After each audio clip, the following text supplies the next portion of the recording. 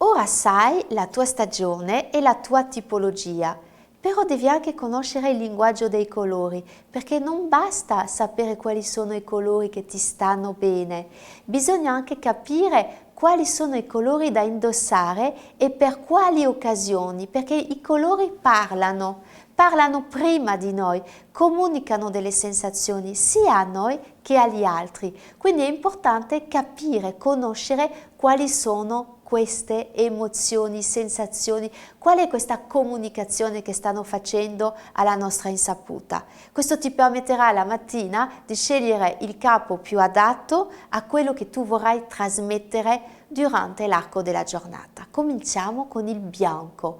Il bianco comunica freschezza, eleganza, innocenza, ma anche vuoto e infinito. Lo devi indossare per trasmettere un'immagine sana e curata.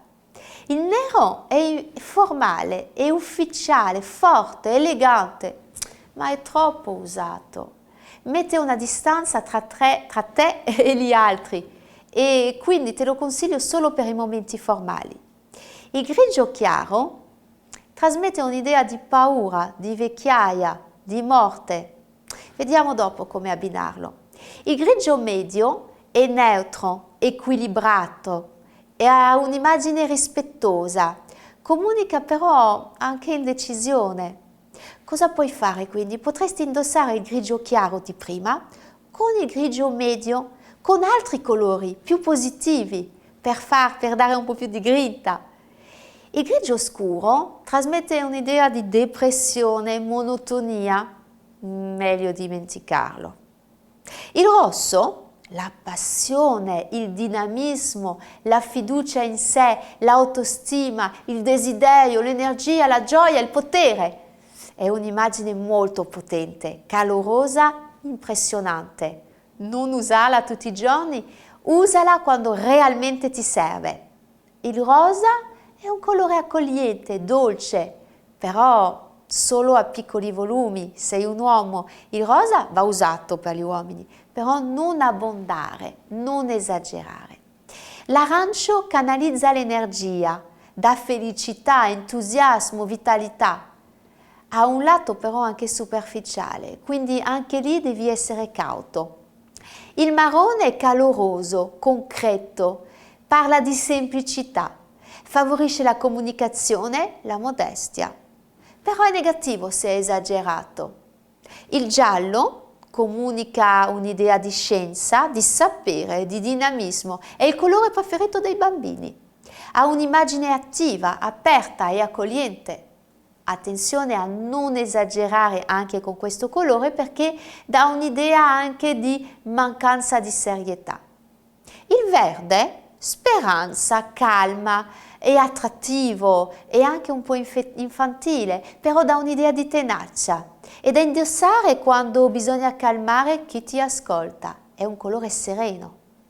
Il viola è mistico, parla di diplomazia, di malinconia, di solitudine.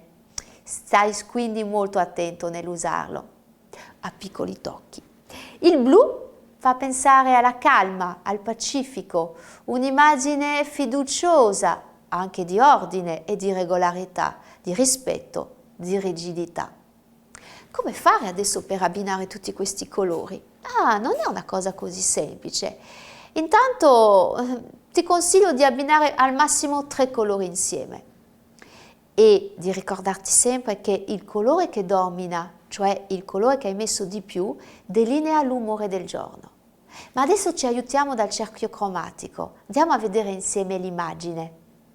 Ecco il nostro cerchio cromatico, fatto di colori primari, terziari, secondari.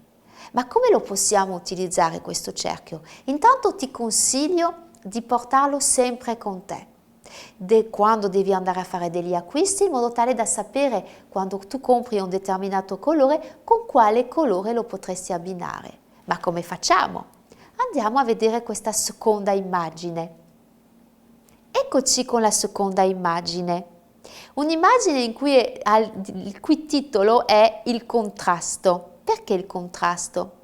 Perché se tu utilizzi due colori complementari come viene suggerito in questa immagine, quindi il giallo insieme al viola, ottieni un abbinamento assolutamente adeguato, estremamente positivo e concreto. Potresti anche utilizzare il verde con il rosso, vedi che è opposto il rosso al verde sul cerchio cromatico. Potresti utilizzare l'arancio con il turchese, anche lì due colori opposti. Questa è una tecnica infallibile che ti darà grande soddisfazione perché ti permetterà realmente di fare degli abbinamenti azzeccati, giusti, belli,